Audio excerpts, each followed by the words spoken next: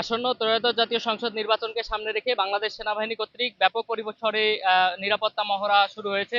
যেসব ভোট কেন্দ্রে সেনাবাহিনীর যে গাড়ি পৌঁছাতে লেট হবে বা পৌঁছাতে পারবে না, সেই সব ভোট কেন্দ্রে এই হেলিকপ্টার যোগে কোনো অনাকাঙ্ক্ষিত সমস্যার সৃষ্টি হলে সেটি মোকাবেলা করা সম্ভব হবে বলে তারা আমাদেরকে জানিয়েছেন।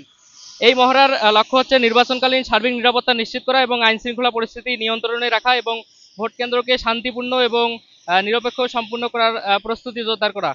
আমরা এই মুহূর্তে রয়েছি দিনাজপুর গোরে শহীদ বড় ময়দানে। আপনারা দেখতেই পাচ্ছেন সেনাবাহিনীর প্রশিক্ষিত সদস্যরা বিভিন্ন কৌশলগত অনুশীলনের মাধ্যমে তাদের যে প্রস্তুতি সক্ষমতা সেটি তারা তুলে ধরছেন। এটির মূল উদ্দেশ্য হচ্ছে যেসব ভোট কেন্দ্রে অনাকাঙ্ক্ষিত সমস্যার সৃষ্টি হলে গাড়ি যাওয়ার ব্যবস্থা না থাকলে হেলিকপ্টারের মাধ্যমে যে কোনো সময় উদ্ভূত পরিস্থিতি মোকাবেলা করা এবং মহড়ায় দাঙ্গা নিয়ন্ত্রণ, পরিস্থিতি মোকাবেলা এবং টহল কার্যক্রম এবং জরুরি প্রতিক্রিয়া বিষয়ক অনুশীলন পরিচালনা করা হচ্ছে। এ সময় আধুনিক সামরিক সরঞ্জাম এবং যানবাহন ব্যবহার করতে দেখা যাচ্ছে।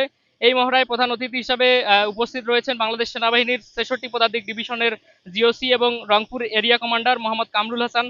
তিনি সরাসরি এই মহড়া পর্যবেক্ষণ করছেন এবং সংশ্লিষ্ট কর্মকর্তাদের সঙ্গে যে নির্বাচনকালীন নিরাপত্তা প্রস্তুতি সে বিষয়ে তিনি দিক নির্দেশনা দিচ্ছেন।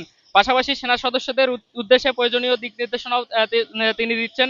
সেনাবাহিনী সূত্রে জানা গেছে আসন্ন জাতীয় সংসদ নির্বাচনকে সামনে রেখে হয়েছে এরই অংশ হিসাবে দিনাজপুর গোরে শহীদ বড় ময়দানে এই নিরাপত্তা মহড়া পরিচালিত হচ্ছে।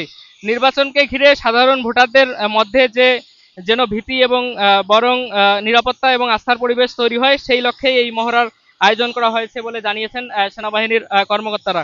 সব মিলিয়ে বলা যায় আসন্ন ত্রয়োদশ জাতীয় সংসদ নির্বাচনকে সামনে রেখে আইন শৃঙ্খলা রক্ষায় বাংলাদেশ সেনাবাহিনীর এই সম্পূর্ণ প্রস্তুত এই মহড়ার মাধ্যমে সেটি একটি স্পষ্ট বার্তা দেওয়া হচ্ছে। তো দিনাজপুর থেকে এই ছিল আমার কাছে সর্বশেষ।